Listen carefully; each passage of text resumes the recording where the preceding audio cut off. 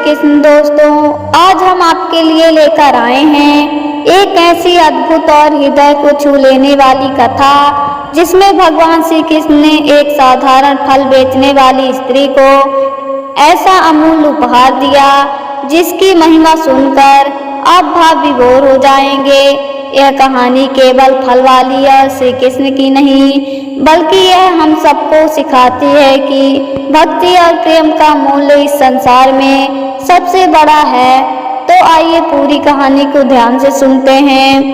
वृंदावन की पावन भूमि पर जब भी कोई प्रसंग घटता है तो वह केवल एक घटना नहीं होती, बल्कि युगों तक जीवों को जीवन देने की दिशा देती है। यही वृंदावन वह धारा है जहाँ हर पेड़, हर नदी और हर कण में श्री कृष्ण का वास है।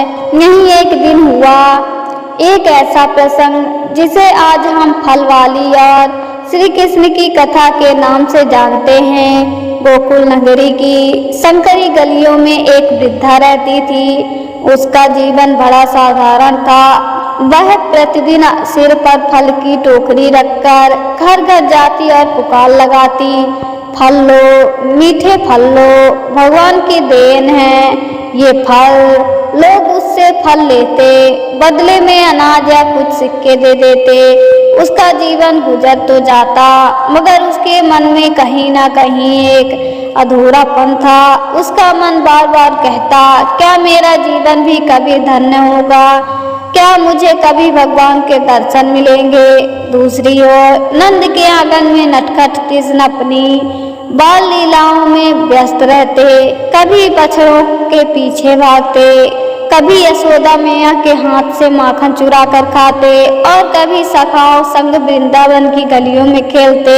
उनकी बाल सुलभ चेष्टाएं पूरे गोकुल को आनंद से भर देती, लेकिन इस आनंद में भी किसी को पता नहीं था कि भगवान स्वयं इस भूमि पर अवतरित हुए हैं।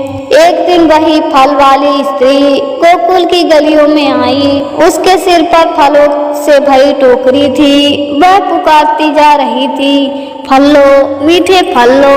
तभी बालकृष्ण ने उसकी आवाज सुनी। वे दौड़ते हुए आंगन में आए और माँ यशोदा से बोले, मैया मैया, मुझे फल खाना है, मुझे फल चाहिए। यशोदा व्यस्त थी, उन्होंने ध्यान नहीं दिया। कृष्ण का मन फल वाली की ओर आकर्षित हो गया। भगवान ने अपने छोटे छोटे हाथों से अन्न के दाने उठाए और अपनी मुट्ठी से भरकर फल वाली की ओर दौड़ पड़े।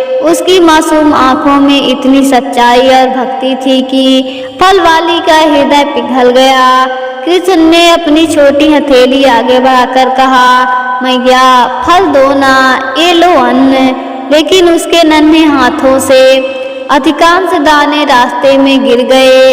हथेली में बस थोड़े से ही बचे। उस वृद्धा ने देखा, उसके सामने स्वयं नटखट कान्हा खड़े हैं। उसका हृदय भर आया। उसने सोचा, आज मेरा जीवन सफल हो गया। ये कोई साधारण बालक नहीं, यह तो स्वयं भगवान का रूप है। उसने बिना किसी स्वार्थ के कृष्ण की हथेली से कुछ दाने लिए और अपनी टोकरी से ढेर सारे फल उसके आंचल में रख दिए। उसने कहा, ले लल्ला, ये फल तेरे लिए है, तू तो बस मुस्कुरा दे, यही मेरे लिए सबसे बड़ा धन है। कृष्ण मुस्कुराए। उनकी मुस्कान से ब्रह्मांड का सारा मधुर था। फल वाली के मन में अद्भुत आनंद छा गया। वह घर लौटी। जब उसने टोकरी नीचे रखी तो देखा कि टोकरी में साधारण फल नहीं, बल्कि अनमोल रत्न और स्वर्ण से भरी हुई है। उसकी आंखों से आंसू बह निकले। उसने हाथ जोड़कर कहा, हे नंदलाल, मैं तो साधारण स्त्री हूँ, मुझे धन की चाह नहीं, बस तेरा प्रेम ही मेरे लिए सबसे बड़ा खजाना है। उस दिन से ही फल वाली का जीवन बदल गया। वह पहले की तरह गलियों में फल बेचने जाती, लेकिन उसके चेहरे पर एक अलग ही आभा होती। लोग कहते, यह वही स्त्री है जिसे स्वयं कृष्ण ने आशीर्वाद दिया है। फल वाली अक्सर कहा करती, बेटा, भगवान को पाने के लिए सोना चांदी नहीं चाहिए, बस निष्काम भक्ति और सच्चा प्रेम चाहिए। फल वाली का जीवन उस दिन से पूरी तरह बदल गया था। वह पहले केवल जीविका के लिए फल बेचती थी, लेकिन अब उसका हर दिन भगवान के नाम में बीतने लगा। लोग उसे देखकर कहते, यह वही स्त्री है जिसे स्वयं नंदलाल ने वरदान दिया। उसके चेहरे पर एक शांति और आंखों में एक अद्भुत चमक थी, लेकिन धन और रत्नों को उसने कभी महत्व नहीं दिया। वह अक्सर कहती, मुझे जो खजाना मिला है वह किसी को दिखाई नहीं देता, वह है नंदलाल का प्रेम। एक दिन वही फल वाली फिर गोकुल आई। उसके पास अब फल कम थे, पर मन में भक्ति भरपूर।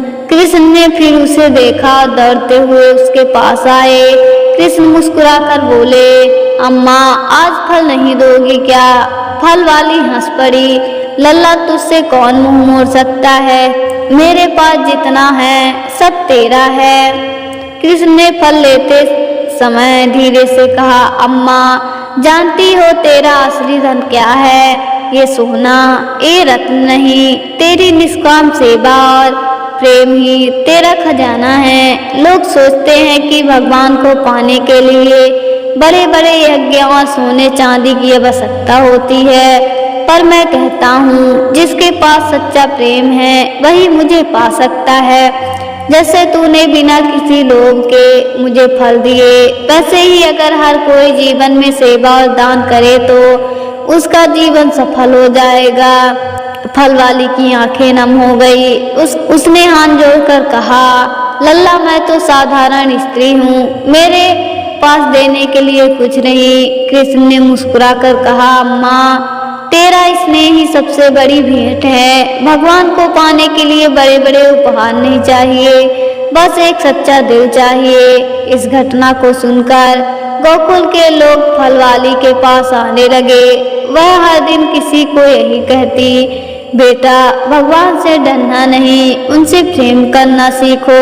उनके नाम का स्मरण ही सबसे बड़ा धन है। अगर जीवन में सच्चाई और भक्ति है तो भगवान स्वयं आकर तुम्हें अपना बना लेंगे। एक दिन कृष्ण ने शाखाओं से कहा, देखो जो मुझे रत्न देता है उसे मैं केवल आशीर्वाद देता हूँ, लेकिन जो मुझे प्रेम देता है उसे मैं अपना हृदय देता हूँ। फल वाली ने मुझे फल दिए, लेकिन उसके पीछे प्रेम था, इसलिए मैंने उसके टोकरी को रत्नों से भर दिया। ये संसार समझ ले, भगवान को पाने का मार्ग भक्ति है, न कि लोभ और अहंकार। समय बीतता गया, फल वाली अब वृद्ध हो चुकी। एक दिन उसने गोकुल के आंगन में बैठकर भगवान का नाम लेना शुरू किया। उसकी आंखें बंद हो गई और अंतिम क्षण में उसने देखा कृष्ण स्वयं उसके सामने खड़े हैं, मुस्कुराते हुए। कृष्ण ने कहा, अम्मा तूने मुझे प्रेम दिया, अब मैं तुझे अपना धाम देता हूँ। चल मेरे साथ वृंदावन से गोलोक तक। और इस तरह वह वृद्धा इस संसार से विदा हो गई, लेकिन उसकी कथा आज भी गोकुल की गलियों में सुनाई जाती है। भगवान को पाने के लिए निष्काम भाव और प्रेम ही सबसे बड़ा साधन है। धन या सिया वैभव से नहीं, बल्कि सच्ची श्रद्धा से ही भगवान प्रसन्न होते हैं। फल वाली की तरह यदि हम भी बिना स्वार्थ के दूसरों को प्रेम और दान दें तो जीवन सफल हो जाएगा। कृष्ण का संदेश यही है, मुझे पाने के लिए बस प्रेम चाहिए। दोस्तों, फल वाली और श्री कृष्ण की इस कथा से हमें यही शिक्षा मिलती है कि भगवान के लिए सबसे बड़ा उपहार सोना चांदी नहीं, बल्कि सच्चा प्रेम और निष्काम भक्ति है। कृष्ण ने हमें यही गजब की बात सिखाई कि जिसका दिल निर्मल है वही मुझे पा सकता है। तो आइए हम भी अपने जीवन में प्रेम, भक्ति और सेवा का मार्ग अपनाएं। अगर यह कथा आपको दिल से छू गई हो तो इस वीडियो को लाइक और शेयर करें और चैनल को सब्सक्राइब करना ना भूलें, ताकि और भी ऐसी दिव्य कहानियाँ आप तक पहुँची रहें। धन्यवाद। मिलते हैं अगली वीडियो में।